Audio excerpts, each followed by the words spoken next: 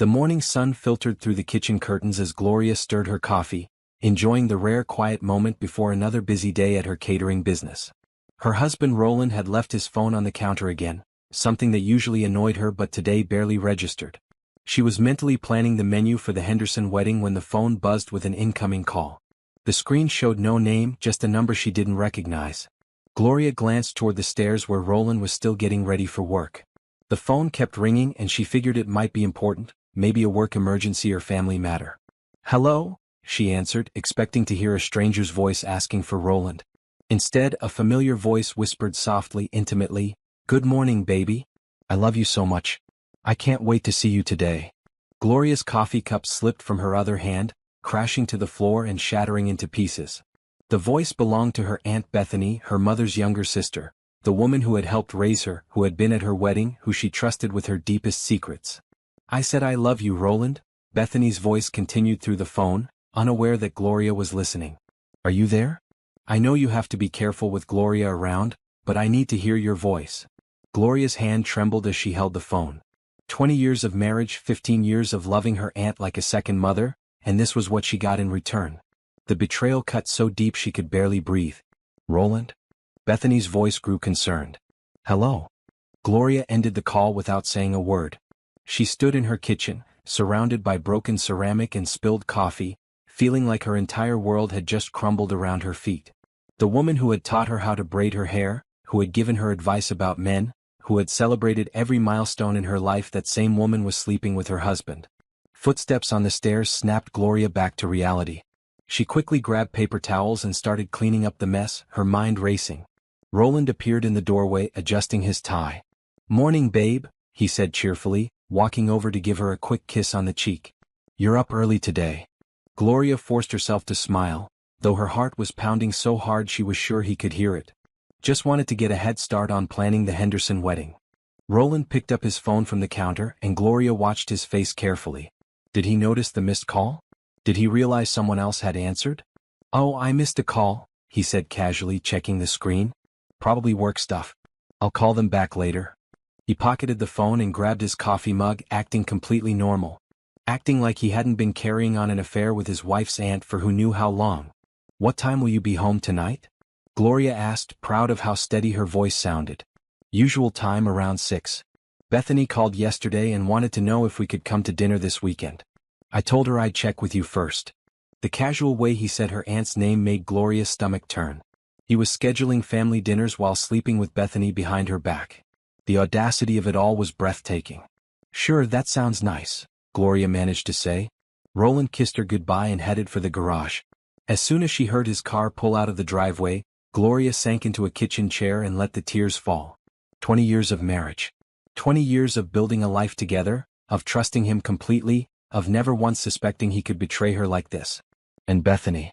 Sweet, loving Aunt Bethany, who had been there for every important moment in Gloria's life. The woman who had helped her pick out her wedding dress, who had held her hand during her miscarriages, who had celebrated every success of her catering business. How long had this been going on? How many family gatherings had they sat through, pretending to be nothing more than relatives while carrying on their sick affair? Gloria wiped her eyes and looked around her kitchen, the heart of both her home and her successful business. She had built something beautiful here, something she was proud of. She wasn't going to let two cheaters destroy everything she had worked for. But she also wasn't going to confront them right away. No, that would be too easy, too quick. They had been playing her for a fool, and now it was time to turn the tables. If they wanted to play games, Gloria would show them how a real player operated. She pulled out her own phone and started making notes. Today was Monday, October 15th. The day her old life ended and her new one began. The day she stopped being a victim and started being a woman with a plan. Roland and Bethany had made one critical mistake: they had underestimated her. They saw her as the sweet, trusting wife and niece who would never suspect anything. They had no idea that the woman who had built a successful business from nothing, who had fought for every client and every dollar, was not someone you wanted as an enemy. Gloria cleaned up the rest of the coffee mess and got ready for work. She had a catering business to run, evidence to gather, and a revenge to plan. Her life was about to get very interesting. Gloria spent the next week in a strange state of hyper-awareness, watching her husband's every move while maintaining the facade of normalcy. It was exhausting but also eye-opening. Once she knew what to look for, the signs of his affair were everywhere. The way Roland's phone was always face down on surfaces. How he had started taking longer showers and paying more attention to his appearance. The mysterious work meetings that ran late on evenings when Bethany claimed to be busy with her book club. The new cologne he had bought without mentioning it to Gloria. On Thursday evening, Gloria was in her office working on invoices when she heard Roland talking quietly on the phone upstairs. She crept to the bottom of the staircase and listened. "I know, baby, I miss you too," she heard him say. "Gloria's been working late on some big catering job, so I might be able to come over for an hour tomorrow night." Gloria's hands clenched into fists. Her big catering job was the Henderson wedding, a project she had been talking about for weeks, one that would bring in enough money to finally renovate their kitchen. Roland was using her success as cover for his cheating. "Yeah, she trusts you completely," Roland continued. "She has no idea. Sometimes I think you know her better than I do." That last comment made Gloria sick to her stomach. Bethany did know her well enough to know exactly how to betray her most effectively. Friday morning, Gloria made a decision.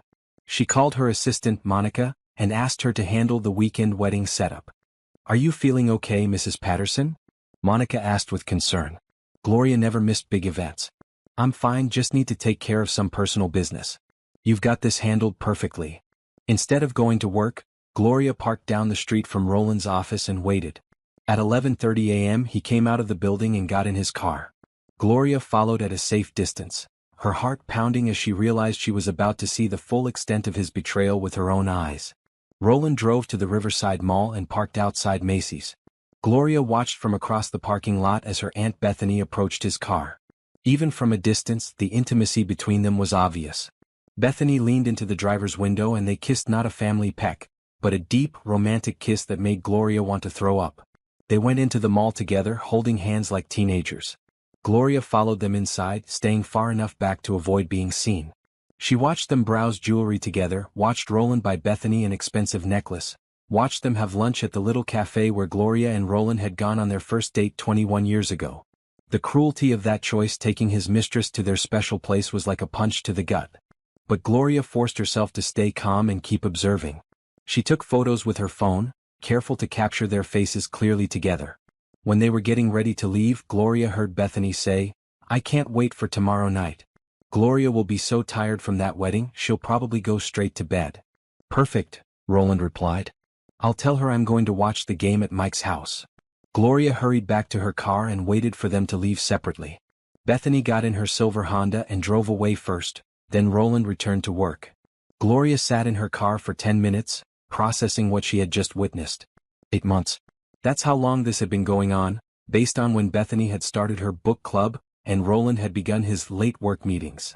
8 months of lies, 8 months of family dinners where they sat across from each other pretending to be nothing more than in-laws, 8 months of Gloria planning her life around their deception. That evening, Roland came home with flowers, grocery store flowers, nothing special. "What's the occasion?" Gloria asked, accepting them with a smile that felt like it might crack her face. "Just thought my beautiful wife deserved flowers," he said, kissing her forehead. "How did the wedding prep go today?" "Really well. Monica handled most of it. I'm feeling confident about tomorrow." "Good. I was thinking I might go watch the game at Mike's tomorrow night after you get home. Give you some quiet time to recover." There was the lie delivered so smoothly, so convincingly. If Gloria hadn't seen him with Bethany that afternoon, she might have thought it was sweet that he was giving her space to rest. "That sounds perfect," she said. "I'll probably be exhausted anyway." That night, after Roland fell asleep, Gloria lay awake planning her next moves. She needed more evidence, not just photos but documentation of their lies, proof of how long this had been going on, and most importantly, evidence of how they had been using and manipulating her. She thought about all the family events over the past 8 months. Bethany had been at every single one, often arriving early to help Gloria with preparations, and staying late to clean up. Had she been gathering information about Gloria's schedule? Reporting back to Roland about when the coast would be clear for their meetings? Gloria remembered her birthday dinner in July. Bethany had insisted on choosing the restaurant, claiming she knew Gloria's favorite type of cuisine. But they had ended up at a steakhouse, Roland's favorite, not Gloria's. At the time, Gloria had just assumed her aunt had gotten confused. Now she realized Bethany had been planning a dinner that would make Roland happy, not Gloria. The more Gloria thought about it, the more pieces fell into place. Bethany's sudden interest in Gloria's business, asking detailed questions about her schedule and clients. The way she had started dressing differently, younger, more stylish. How she had lost weight and started wearing makeup to family gatherings. All of it had been for Roland. Every single thing. As dawn broke through the bedroom windows, Gloria made herself a promise. She would document everything. Every lie, every manipulation, every moment they thought they were clever. And when she was ready, she would destroy them both so thoroughly that they would wish they had never been born. But first she had a wedding to cater.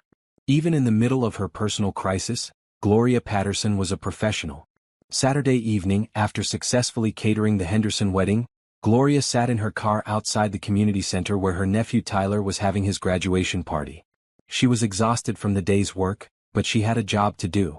Roland thought she would be home sleeping, which meant he was probably with Bethany right now. Gloria's phone buzzed with a text from her sister Denise. "Where are you? Tyler keeps asking for Aunt Gloria."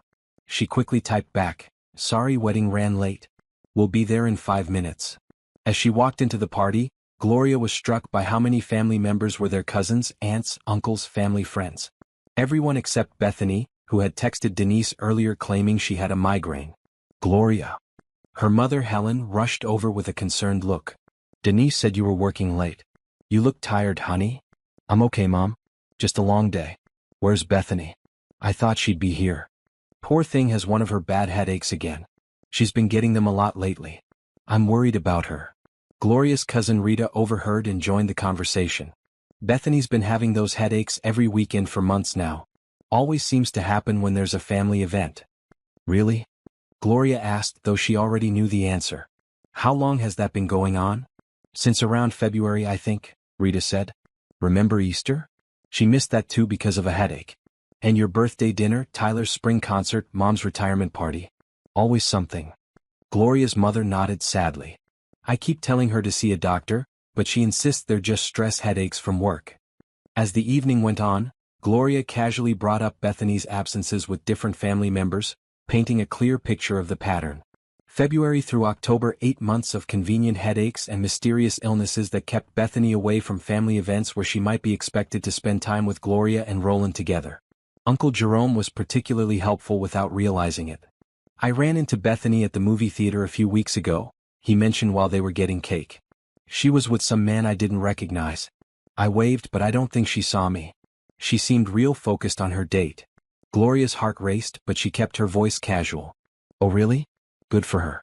She's been single for so long." "What did the guy look like?" "Tall, brown skin, kind of looked familiar, but I couldn't place him. They were holding hands, so it seemed serious." "I'm glad she's finally dating again after that divorce." Gloria nodded and smiled, but inside she was taking notes. The timeline fit perfectly with one of Roland's supposed work dinners from last month. As she was leaving the party, Denise walked her to the car. "I'm worried about you, Gloria. You seem distracted lately. Is everything okay with you and Roland?" For a moment, Gloria considered telling her sister everything. But she wasn't ready yet. She needed more evidence, more ammunition. "We're fine," she lied. "Just busy with work stuff." "Well, make sure you're taking care of yourself. And tell Roland I said hi. We hardly see him at family events anymore." Another piece of the puzzle clicked into place. Roland had been avoiding family gatherings too, claiming work conflicts or feeling sick. Gloria had been going to most events alone for months, and everyone had just assumed he was busy with his job. Sunday morning, Gloria decided to test her theory. She called Bethany, knowing Roland was at his weekly basketball game. "Hey Aunt Beth. How's your head feeling?" "Oh, much better, thank you, sweetie. Those headaches just knocked me out completely. I was thinking we could have lunch this week, just the two of us. It feels like we haven't had girl time in forever." There was a long pause. This week is really busy for me. Work stuff. Maybe next month." "What kind of work stuff? I thought you said your schedule was pretty light right now." Another pause. "Well, it's complicated. New projects coming up. You know how it is." Gloria knew exactly how it was. Bethany was lying just like Roland, and they were both terrible at it. "Of course. Rain check then. But I miss you, Aunt Beth. We used to talk all the time." "I miss you too, honey. Things will calm down soon, I promise." After hanging up, Gloria sat in her kitchen and made a list of all the lies she had uncovered in just one weekend. Bethany's fake headaches coinciding with family events. Roland's work conflicts that weren't real. Their separate busy schedules that somehow left them time for secret dates. The way they had been isolating Gloria from both her husband and her aunt gradually, making her feel like everyone was just busy when really they were busy with each other. The betrayal was even deeper than she had initially realized. They hadn't just been having an affair, they had been systematically removing themselves from Gloria's life while maintaining the pretense of caring about her. They had been making her feel alone and disconnected from her own family. But the worst part was how they had used her love against her. Every time Gloria had worried about Bethany's health, every time she had covered for Roland's absence at family events, every time she had made excuses for their behavior to other family members, she had been helping them maintain their affair. They had turned her into an accomplice in her own betrayal. Gloria looked at her list and smiled grimly. She was building quite a case. But she needed more than just evidence of lies. She needed proof of how they had been using her, manipulating her, and stealing from her. It was time to dig deeper into their finances. Monday morning, Gloria called in sick to her own business, something she never did, and spent the day going through financial records. What she found made her physically ill. Starting in March, there had been mysterious withdrawals from their joint savings account. Small amounts at first, $200 here, $300 there. By summer, Roland was withdrawing $500 to $800 at a time, always on days when Gloria was busy with large catering events. Gloria pulled up their credit card statements and found charges she didn't remember making. Expensive dinners at restaurants she had never been to. Hotel rooms booked during times when Roland claimed to be working late. Jewelry purchases from stores Gloria had never visited. The hotel charges were particularly painful. Roland had been taking Bethany to the same upscale hotel where he and Gloria had spent their wedding night 15 years ago. Room 1247. Gloria remembered the number because it had been special to them. Now Roland was booking the same room for his affair with her aunt. Gloria calculated the total amount of money Roland had spent on his affair over the past 8 months. $12,847. Nearly $13,000 of their money she had earned through 16-hour days and weekend weddings, money they had been saving for their retirement and for the kitchen renovation she had been planning. But the financial betrayal went deeper than just the money Roland had stolen. Gloria discovered that he had been sharing information about her business with Bethany. Her client lists, her pricing strategies, her upcoming events, all of it was documented in emails between Roland and Bethany that he had left saved on their shared computer. The emails made Gloria's blood boil. From Roland Patterson to Bethany Mitchell. Subject: Gloria's schedule. Gloria has 3 big events this weekend, so she'll be exhausted Sunday night. Perfect time for us to have dinner at your place. From Bethany Mitchell to Roland Patterson. Subject: business idea. I've been thinking about what you said about Gloria's pricing. If I started my own catering business, I could undercut her by 20% and still make a good profit. She's charging way too much for simple events. From Roland Patterson to Bethany Mitchell. Subject: business idea. Gloria's biggest weakness is that she's too nice. She lets clients walk all over her. You could definitely steal some of her customers by being more aggressive with marketing. Gloria stared at the screen, unable to believe what she was reading. Not only was her husband cheating on her with her aunt, but they were planning to destroy her business too. Bethany was going to use all of Gloria's trade secrets, client contacts, and pricing information to become her direct competition. There were dozens of emails like this going back months. Roland sharing Gloria's business plans, discussing her weaknesses, helping Bethany plan how to steal her clients. They had been treating Gloria's success like their personal treasure chest, taking her money for their affair and planning to take her livelihood too. The cruelest part was how they talked about her in the emails. Roland described Gloria as clueless and too trusting. Bethany called her sweet but naive. They mocked her work ethic, calling her obsessed with perfection, and joking about how easy it was to lie to her because she always believes the best in people. Gloria printed every single email, every bank statement, every credit card charge. She made copies of everything and stored them in a safe deposit box she opened at a different bank. Whatever happened next, she would have proof of exactly what they had done to her. That evening, Roland came home with Chinese takeout and a guilty smile. "Thought you might be too tired to cook after being sick today," he said, setting the bags on the counter. "That's thoughtful," Gloria said, watching him carefully. "How was your day?" "Busy. Mike wants to know if we can do guys' night this Thursday instead of tomorrow. Some work thing came up for him." Another lie. Gloria was starting to wonder if Roland even had a friend named Mike, or if that was just his standard excuse for meeting Bethany. "Thursday works fine," she said. "I'll probably work late that night anyway." The Jacobson anniversary party is this weekend. Roland's eyes lit up with interest. The Jacobson party? That's the big one you've been planning for months, right? The one with the $8,000 budget. Gloria nodded, watching as Roland mentally filed away this information to share with Bethany later. Yeah, it's my biggest event this quarter. Mrs. Jacobson wants everything perfect for their 25th anniversary. That's great, babe. You work so hard, you deserve big clients like that. The false sincerity in his voice made Gloria sick, but she smiled and nodded. Let him think she was still the naive, trusting wife he could manipulate. It would make her eventual revenge so much sweeter. After dinner, while Roland was watching TV, Gloria sat at her computer and started researching divorce lawyers. She wasn't ready to file yet, she wanted to catch them in the act first, wanted to expose them publicly before she started legal proceedings. But she wanted to be prepared. She also started a new project, documenting everything valuable in their house.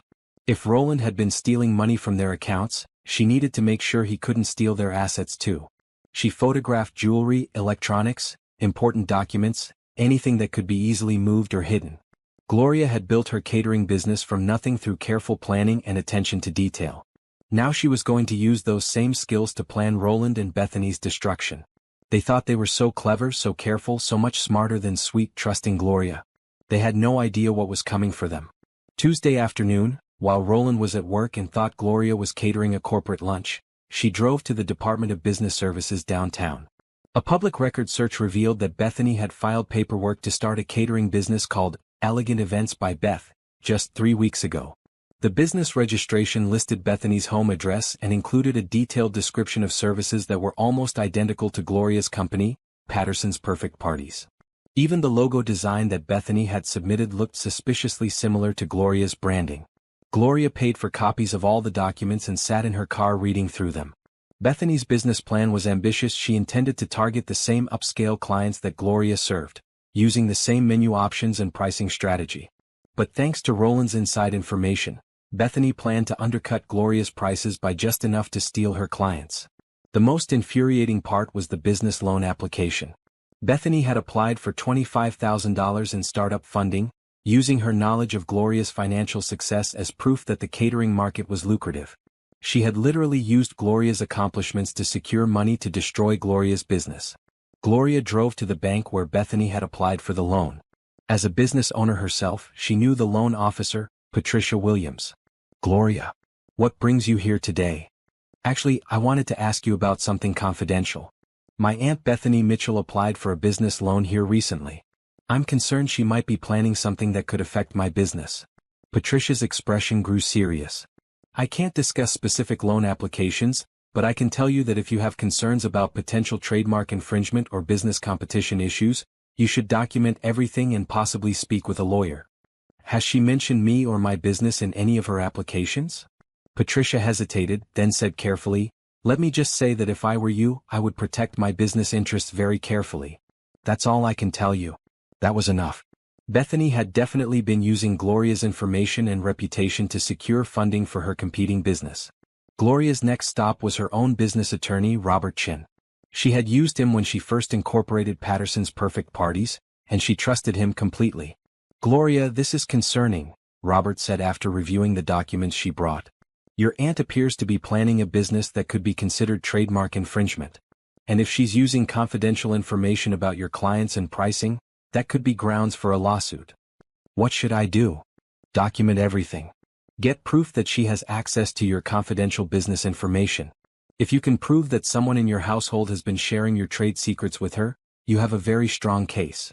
Gloria felt a grim satisfaction. Not only could she destroy Roland and Bethany's relationship, but she could probably destroy Bethany's business plans too. That evening, Gloria tested her theory. She casually mentioned to Roland that she was worried about competition in the catering market. "Oh, what kind of competition?" Roland asked, looking up from his phone. "I heard someone else in town is starting a catering business. I'm worried they might try to steal my clients." Roland's expression was carefully neutral, but Gloria caught the flash of guilt in his eyes. "Well, there's room for more than one caterer in town, right? Your business is so successful, I'm sure you don't have anything to worry about." "I suppose. It's just that this market is so relationship-based. If someone had inside information about my clients and pricing, they could really hurt my business." "Inside information? Who would have access to that? Roland asked, and Gloria could hear the forced casualness in his voice. Oh, just me really. And you, since we discuss my work at home. But you'd never share that information with anyone, right?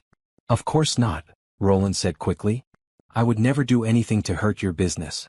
Gloria nodded and smiled. I know. I trust you completely. The look of guilt that flashed across Roland's face was almost comical. Almost. Later that night, after Roland was asleep, Gloria checked his email again. Sure enough, there was a new message to Bethany. From Roland Patterson. To Bethany Mitchell. Subject, FY. Gloria's getting paranoid about competition. We need to be more careful about how we discuss your business plans. Maybe we should wait a few months before you officially launch. From Bethany Mitchell. To Roland Patterson. Subject, FY. Don't worry so much. Gloria trusts me completely. She would never suspect her own aunt of trying to steal her business. By the time she figures out what's happening, I'll already have half her clients. Gloria printed the emails and added them to her growing evidence file. Bethany's arrogance was breathtaking. She really believed that family loyalty would protect her from consequences. But the emails also revealed something else interesting. Bethany had already started approaching Gloria's clients. The message mentioned 3 specific events that Bethany had offered to cater for 20% less than Gloria's quoted price. Gloria checked her client database and found the 3 events Bethany had mentioned. All 3 clients had recently called to postpone their events indefinitely. At the time, Gloria had been disappointed but understanding. Now she realized that Bethany had stolen those clients using information that Roland had given her. The financial damage was already starting. Those 3 events would have brought in $6,500 in revenue. Bethany had cost Gloria money and she was just getting started. Gloria sat back in her chair and smiled coldly. She had been planning to expose Roland and Bethany's affair to humiliate them. But now she had a better idea. She was going to destroy them financially and professionally too. It was time to start setting traps. Wednesday morning, Gloria decided it was time to understand just how deep the family manipulation went. She called her cousin Rita and suggested they meet for coffee to discuss Tyler's graduation party. I noticed Bethany missed another family event, Gloria said carefully as they sat in the local coffee shop. I'm getting worried about her health. Rita sighed and stirred her latte. Honestly, Gloria, I think something else is going on with Bethany. The headaches are just an excuse. What do you mean? Well, she never used to miss family stuff before this year. And when she does come to things, she seems distracted. Always checking her phone, leaving early. Last month at Mom's birthday dinner, she kept asking questions about your work schedule. Gloria's pulse quickened. What kind of questions? Weird stuff. Like when your busy season was, what days you worked late, whether Roland ever helped with your events. I thought maybe she was just trying to be supportive, but it felt more like she was gathering information. Information about what? Rita leaned forward and lowered her voice. Gloria, I think Bethany might be jealous of your success. She kept making comments about how easy catering looks, how much money you probably make, how lucky you are to have a supportive husband. Gloria felt sick. Bethany had been using family gatherings to research Gloria's life, looking for weaknesses to exploit and opportunities to steal. Did she say anything specific about Roland? Actually, yes. She asked if he ever got tired of you working so much, if he felt neglected. I told her that wasn't any of her business, but she just laughed and said she was worried about you both. The manipulation was even more extensive than Gloria had realized.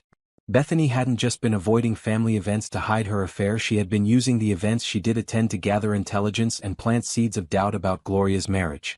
Rita, did Bethany ever ask you about my clients? My business practices. Now that you mention it, yeah. She wanted to know how you found new clients, what you charge for different types of events. She said she had a friend who was thinking about starting a catering business. Gloria's hands tightened around her coffee cup. When did these conversations start? Probably around March or April. What? Is something wrong? Gloria forced herself to smile. No, just curious. You know how family is always interested in each other's lives. But as she drove home, Gloria's mind was spinning.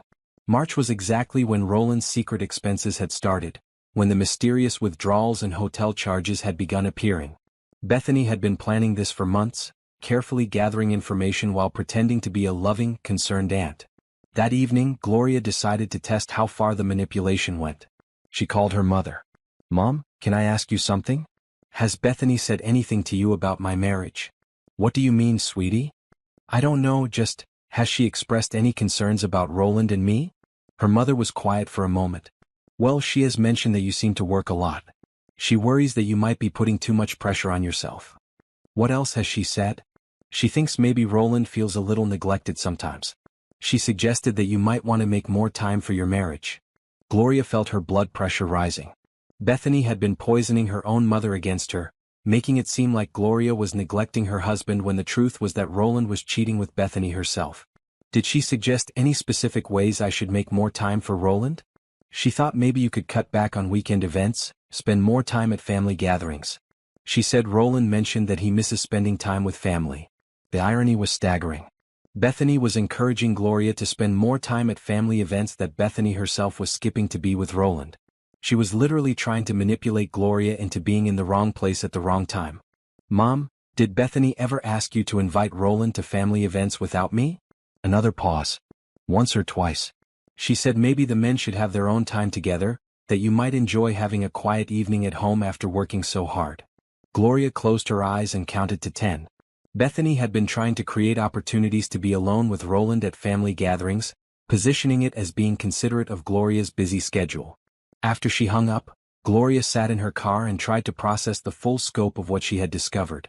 This wasn't just an affair, it was a calculated campaign to isolate her, steal from her, and destroy her business.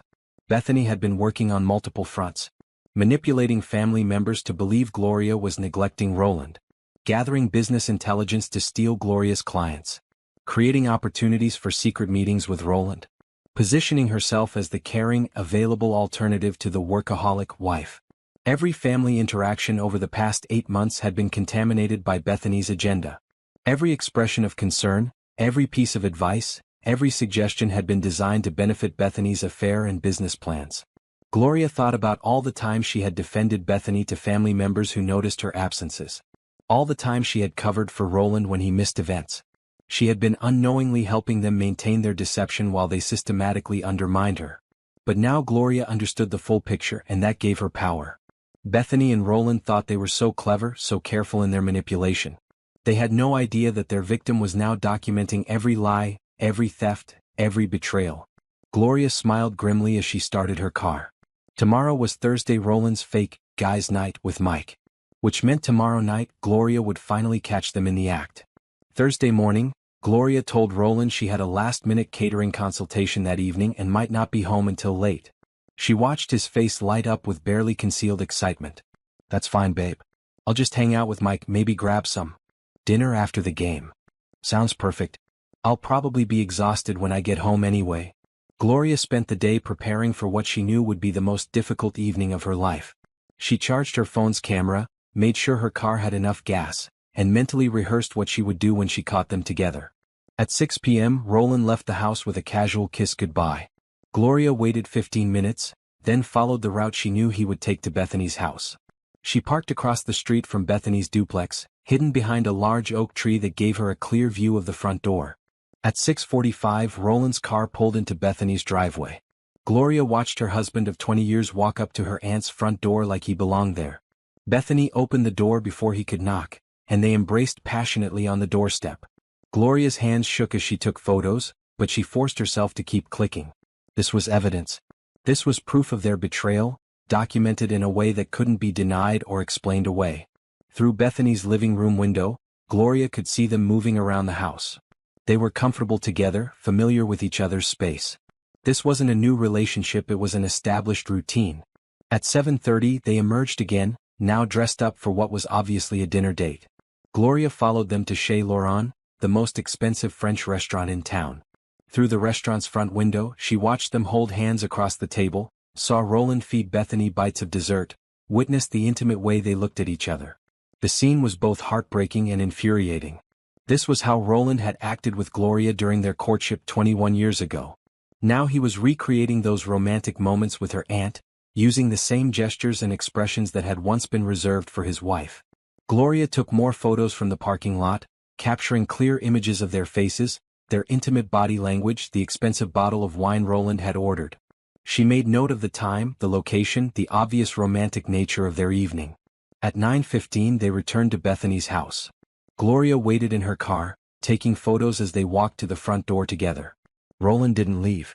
The lights in Bethany's bedroom came on, and Gloria knew she had seen enough. She drove home with tears streaming down her face, but also with a sense of grim satisfaction. She finally had irrefutable proof of the affair. Photos, dates, locations, witnesses at the restaurant who had seen them together. But Gloria wasn't done gathering evidence.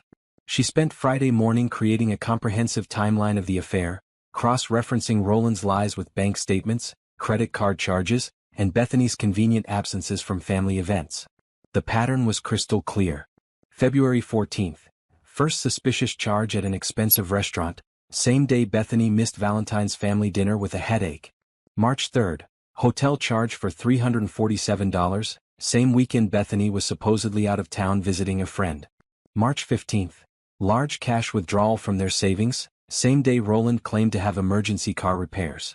April 22nd. Jewelry purchase at Tiffany's. Same week Bethany started wearing a new diamond necklace she claimed was a treat to herself. Every lie had a paper trail. Every deception left evidence. Gloria had built an airtight case that would be impossible for them to deny. But she still wasn't ready to confront them. She wanted more than just proof of the affair. She wanted to catch them in the act of planning to destroy her business. Friday evening, Gloria set up a recording app on her phone and placed it in Roland's home office, hidden behind some books. If he was going to call Bethany to discuss stealing her clients, she would have proof of that conspiracy too. Her patience was rewarded Saturday morning when she listened to the recording. Roland had called Bethany around 11 p.m. Friday night. The Jacobson anniversary party is this Sunday. Gloria's been planning it for months. It's worth $8,000. Perfect, Bethany's voice came through clearly. I'll call Mrs. Jacobson tomorrow morning and tell her about my new business. If I offer to do the same event for $6,000, she might be willing to switch. What if she says it's too late to change caterers? I'll tell her that Gloria's been having health problems and might not be reliable. Plant some doubt about whether she can handle such a big event. Gloria's hands clenched into fists as she listened to them plan to sabotage her biggest event of the month. They weren't just stealing her money and betraying her trust, they were actively trying to destroy her reputation and livelihood. The recording continued with more damning evidence. Bethany had already contacted 3 of Gloria's regular clients, using information that Roland had provided about their personal preferences and budget constraints. She had successfully stolen the Morrison family reunion catering job by offering to provide the same menu for $200 less than Gloria's quote. By Saturday afternoon, Gloria had everything she needed: photos of the affair, financial records of their theft, emails proving their conspiracy to steal her business, and recorded conversations planning to sabotage her reputation. She spent the weekend organizing all the evidence into a comprehensive file. Bank statements, credit card records, photos, emails, recordings, witness statements from family members. It was an overwhelming case that painted a clear picture of calculated betrayal and fraud. Gloria also spent time preparing for the confrontation itself. She researched the best divorce attorneys in town, calculated the value of all their shared assets, and made copies of every important document. She opened her own bank account at a different institution and started moving her business income there. Most importantly, she planned the perfect venue for her revenge. It needed to be public enough that Roland and Bethany couldn't deny what had happened, but controlled enough that Gloria could present her evidence methodically. She decided on her mother's 65th birthday party, scheduled for the following Saturday. Every important family member would be there, including the cousins and aunts who had been manipulated by Bethany's lies. It would be the perfect audience for the truth. Gloria smiled as she sealed the evidence files in protective folders. Roland and Bethany thought they were so smart, so careful, so far ahead of naive, trusting Gloria. They had no idea that their victim had become their judge, jury, and executioner. The week leading up to her mother's birthday party, Gloria moved through her life like an actress playing a role. She smiled at Roland's lies, accepted his fake affection, and even helped him pick out a gift for her mother. All while secretly recording their conversations and documenting his continued theft from their accounts. Roland had withdrawn another $600 on Tuesday, claiming he needed cash for a work lunch. Gloria followed him to the jewelry store where he bought Bethany an expensive bracelet, probably an early birthday present, since Bethany's birthday was the following month. Meanwhile, Gloria was making her own preparations. She hired a private investigator to officially document Roland and Bethany's activities, creating a paper trail that would hold up in court. She also met with her divorce attorney again, filing preliminary paperwork that would be ready to submit the moment she needed it. On Thursday, Bethany called to confirm she would be at the birthday party. I wouldn't miss Mom's 65th for anything, she said sweetly. I'm even bringing a special surprise. Gloria bet she was. Bethany probably planned to arrive with Roland's expensive bracelet, claiming she had bought it for herself or received it from some mysterious admirer. That's wonderful, Aunt Beth. Mom will be so happy to have everyone there. Speaking of everyone, is Roland coming? I know he's been busy with work lately. The casual way Bethany asked about Roland made Gloria's skin crawl. She was fishing for information about whether she and Roland could sit together, whether they could continue their charade of being nothing more than in-laws. Of course he'll be there. He's been looking forward to it all week. Great. It'll be nice to see him. We haven't talked in so long. That was rich, considering Gloria had recordings of them talking for hours just 2 days ago, planning which of Gloria's clients to target next. Friday evening, Gloria made her final preparations. She organized all her evidence into clear, labeled folders. Photos of Roland and Bethany together went into one folder, financial documents showing their theft went into another, and recordings of their business conspiracy went into a third. She also prepared a presentation on her laptop, complete with a timeline of the affair and screenshots of their most damaging emails. If she was going to destroy them publicly, she wanted to do it thoroughly and professionally. That night, Roland came home with flowers again, cheap grocery store roses, clearly an afterthought. Just thought my beautiful wife deserved something special before the big party tomorrow, he said, kissing her cheek. Gloria accepted the flowers with a smile. That's sweet. I'm excited for tomorrow. It'll be so nice to have the whole family together. Yeah, it's been too long since we've all been in the same place. The irony of that statement was perfect. Yes, it had been too long since Roland and Bethany had been in the same room with Gloria and the rest of the family. Tomorrow everyone would finally understand why. Saturday morning, Gloria got ready for the party with unusual care. She chose a navy blue dress that made her look professional and confident, styled her hair elegantly, and put on the diamond earrings Roland had given her for their 15th wedding anniversary back when his gifts had actually been for her. She packed her evidence folders in a large purse and loaded the presentation onto a flash drive. She also brought a portable speaker, knowing she might need to play the recorded conversations for everyone to hear. The party was being held at the community center where Tyler's graduation celebration had taken place. Gloria arrived early to help her mother set up, and to position herself strategically for what was about to happen. You look beautiful today, sweetheart, her mother said, adjusting the decorations on the main table. That dress is perfect on you. Thank you, Mom. I wanted to look special for your big day. Gloria's sister Denise was busy arranging flowers when she looked up with concern. Gloria, you seem different today. Kind of intense. Is everything okay? Everything's perfect, Denise. In fact, I think today is going to be a day nobody in our family ever forgets. Family members started arriving around 2 p.m. Gloria greeted each one warmly, making mental notes of who was there. Rita, Uncle Jerome, cousins Marie and Kevin, family friends, and neighbors, everyone who had been manipulated by Bethany's lies over the past 8 months. Roland arrived at 2:30, looking handsome in the navy suit Gloria had helped him pick out. He kissed her hello and mingled with the family, playing the role of devoted husband perfectly. Bethany arrived fashionably late at 3 p.m., wearing a stunning red dress and the bracelet Roland had bought her 2 days ago. She hugged Gloria warmly, the same affectionate embrace she had given her for 20 years, all while wearing jewelry purchased with stolen money. Happy birthday, Mom, Bethany said, presenting their mother with an expensive gift basket. I know how much you love those gourmet chocolates. Gloria watched Roland's face as Bethany hugged their mother. His expression was tender, proud, like he was watching his real wife interact with his family. The casual intimacy between them was obvious now that Gloria knew what to look for. At 3:30, Gloria's mother called everyone together for the traditional birthday toast. This was the moment Gloria had been waiting for. Before we toast Mom, Gloria announced, standing up with her purse full of evidence, I have something important to share with the family. Something everyone needs to know. The room fell silent. Gloria could see confusion on some faces, worry on others. Roland looked puzzled and Bethany looked slightly nervous but still confident. Gloria smiled at both of them and opened her first evidence folder. It's time for some truth in this family. Gloria stood in front of her family, looking directly at Roland and Bethany as she opened the first folder. The room was completely silent, everyone sensing that something significant was about to happen. 8 months ago, my marriage and my family were destroyed by 2 people I trusted more than anyone else in the world, Gloria began, her voice steady and clear. Today, I'm going to show you exactly what they've been doing behind my back. She pulled out the first photograph: Roland and Bethany kissing passionately in the parking lot of the Riverside Mall. "This is my husband Roland and my Aunt Bethany, taken last Thursday at 11:47 a.m. Roland told me he was at work. Bethany told everyone she was too sick with a headache to come to Tyler's graduation party." Gasps echoed around the room. Gloria's mother dropped her coffee cup, and it shattered on the floor. Roland's face went white, while Bethany looked like she was about to be sick. "Gloria, wait," Roland started to say, but Gloria held up her hand. "No, Roland. You've done enough talking.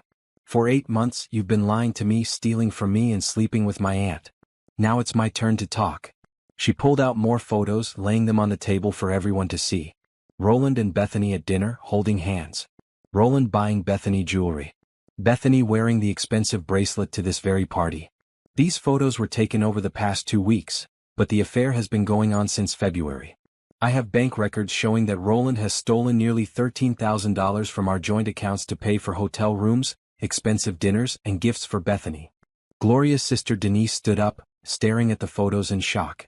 "Bethany, is this true?" Bethany's mouth opened and closed, but no words came out. She looked at Roland desperately, but he was staring at the floor. "It gets worse," Gloria continued, pulling out printouts of their emails. "They haven't just been having an affair. They've been conspiring to steal my clients and destroy my business." She read several of the most damning emails aloud, including the ones where they mocked Gloria's trusting nature and planned to undercut her prices. The room erupted in angry murmurs as family members realized the scope of the betrayal. Uncle Jerome stepped forward, his face red with anger. "Bethany, you were supposed to be Gloria's family. How could you do this?" "And the manipulation goes even deeper," Gloria said, pulling out her notes from conversations with family members.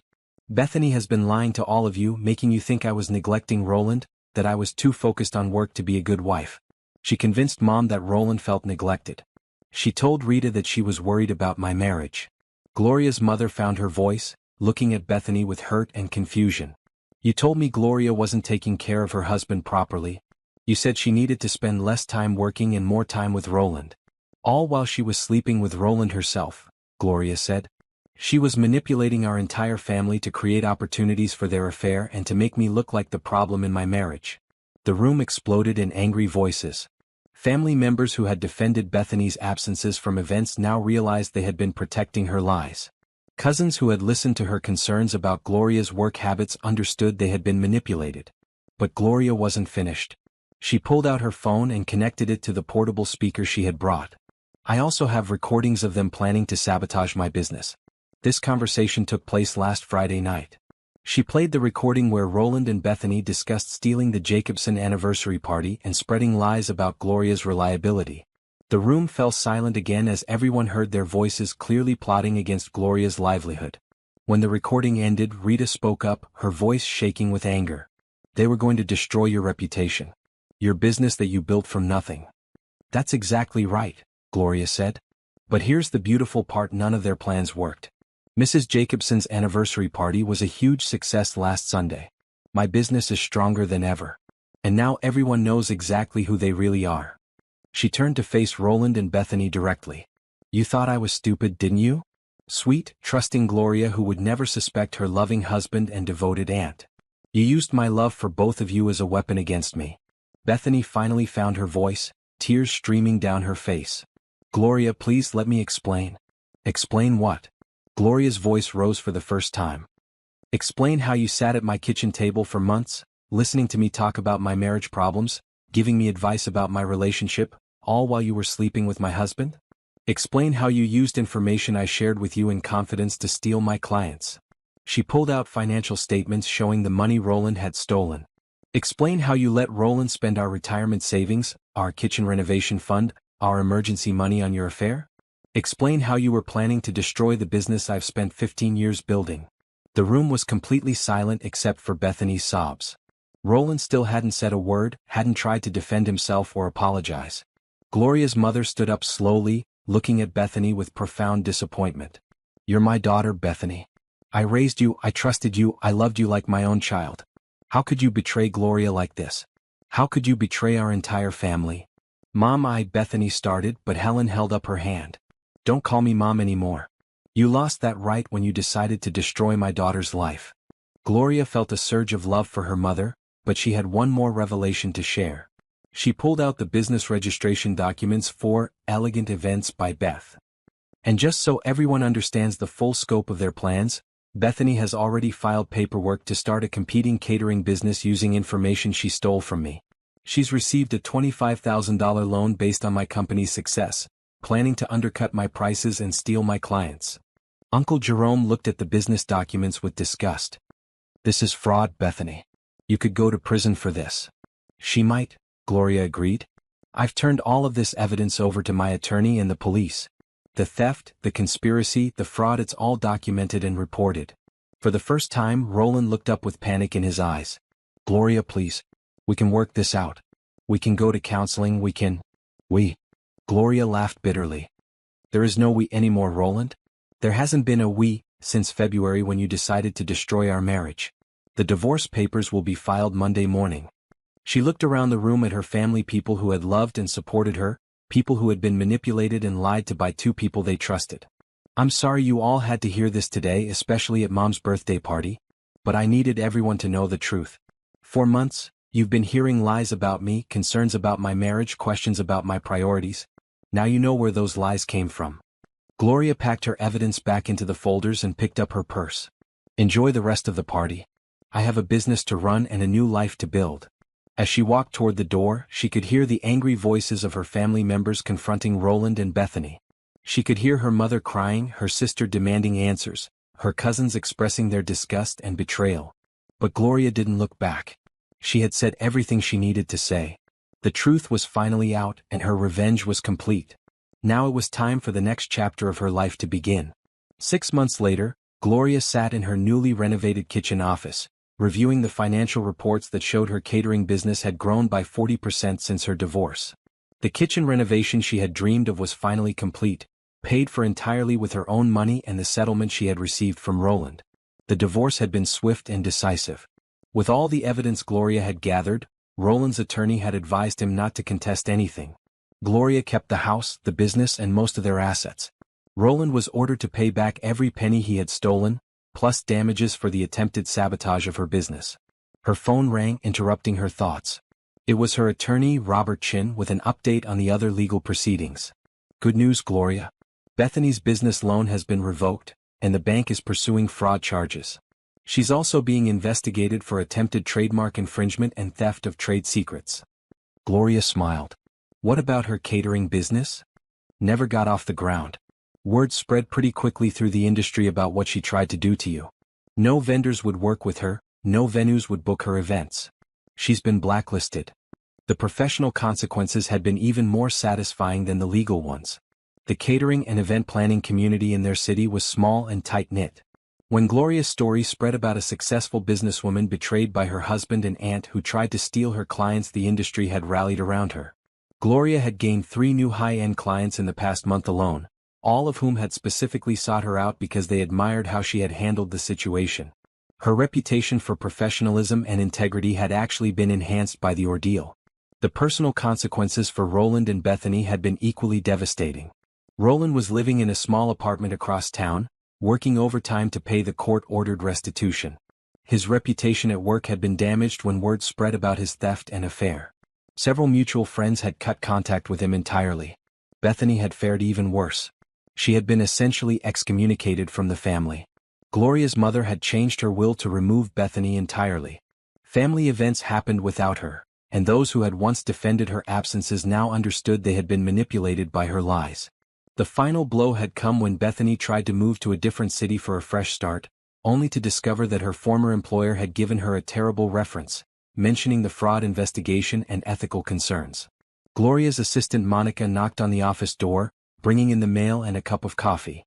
The Henderson family wants to book you for their daughter's wedding next spring, Monica said, setting down a thick envelope. And there's a personal letter here for you. Gloria opened the personal letter and immediately recognized Bethany's handwriting.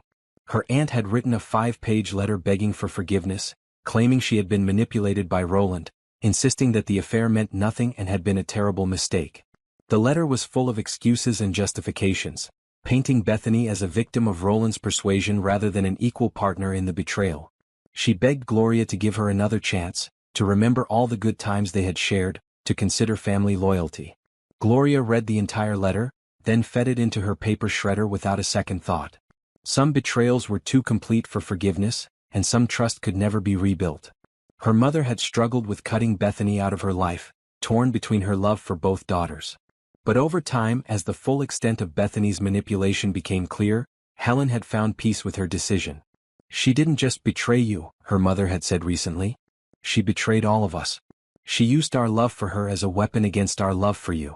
The family dynamics had actually improved in Bethany's absence. Without her subtle manipulations and planted doubts, family gatherings were warmer and more genuine.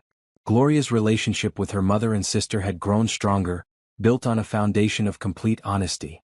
Even professionally, Gloria had discovered benefits she hadn't expected. Several of her clients had mentioned how impressed they were with her strength and integrity during the divorce. She had handled the crisis with such grace and professionalism that it had actually enhanced her reputation in the community. The phone rang again, and this time it was Mrs. Jacobson, the client whose anniversary party Bethany had tried to steal. "Gloria, I just wanted to thank you again for that wonderful anniversary celebration. My husband and I have been recommending you to everyone we know.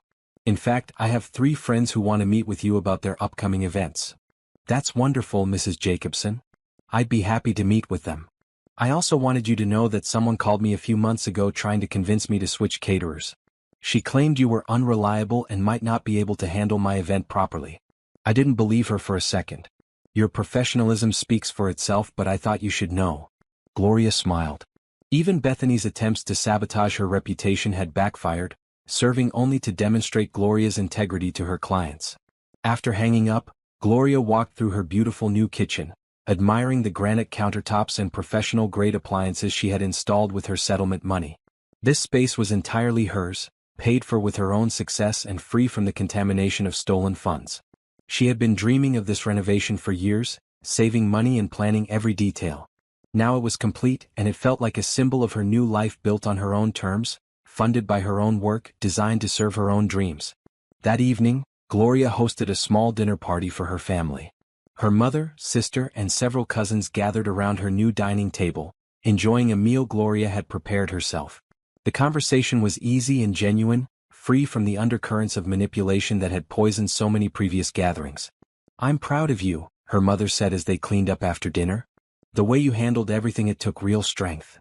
"I learned something important," Gloria replied. "Being trusting and loving doesn't mean you have to be naive. I can still believe the best in people while protecting myself from those who would take advantage." Her sister Denise nodded. "You've inspired all of us. The way you planned everything, gathered your evidence, made sure justice was served was like watching a masterclass and standing up for yourself." As her family left that evening, Gloria stood in her kitchen doorway watching their car lights disappear down the street. 6 months ago, she had felt completely alone and betrayed. Tonight, she felt surrounded by love and support from people who truly valued her. Her business was thriving, her home was beautiful, and her relationships were built on genuine foundations. She had lost a husband who never truly loved her and an aunt who had been willing to destroy her for personal gain. In return, she had gained something far more valuable: complete control over her own life. Gloria poured herself a glass of wine and sat on her back porch, looking up at the stars. Tomorrow she had 3 client consultations, a wedding to plan, and a future to build. She had never been happier or more confident in her life. Roland and Bethany had thought they were so clever, so careful in their betrayal. They had underestimated the quiet strength of the woman they had chosen to deceive. Now they knew better. And Gloria Patterson, successful businesswoman, beloved family member, and survivor, was just getting started.